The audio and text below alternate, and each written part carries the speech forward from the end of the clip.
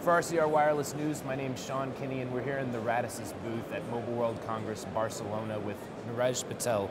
So we've heard a lot this week about 5G throughout the ecosystem. I'm curious to get your perspective on what your company is doing to help accelerate this movement towards 5G. Yeah, so 5G is happening, right? At Radisys, and especially within MobilityEngine, we've been investing in 5G for the last almost 18 months.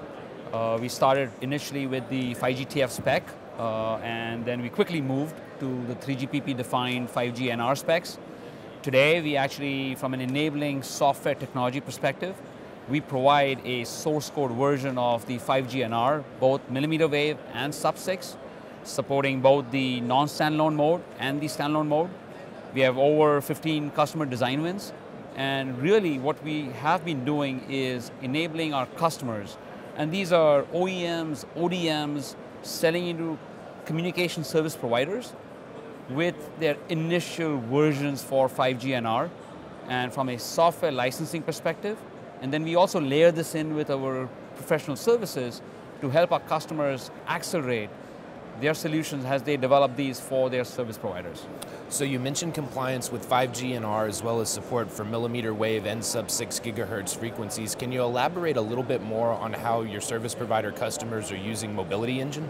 Yeah, so MobilityEngine is the arm, the engine within Radisys that is tasked with production of source code that we license to our customers.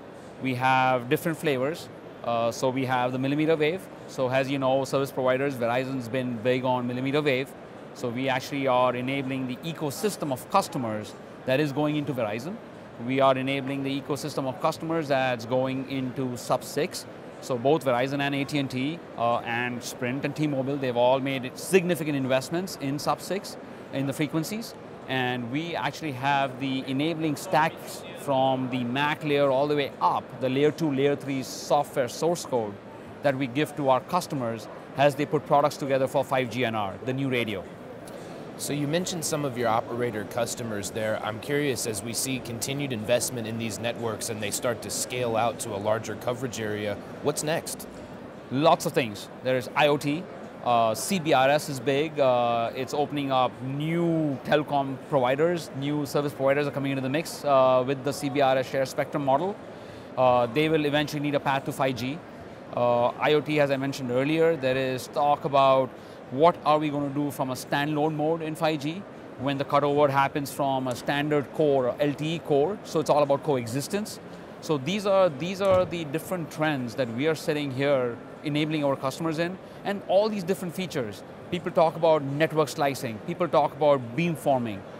All of this is being enabled at the grassroots level by Radisys, and as we look forward, what we really want to become is we are contributors of the O-RAN Alliance, which is it's a beautiful organization, right? You have 19 to 20 different operators globally that have come together, 55, 57, 50 plus different contributors. Radisys is being one of them. We are in the forefront there.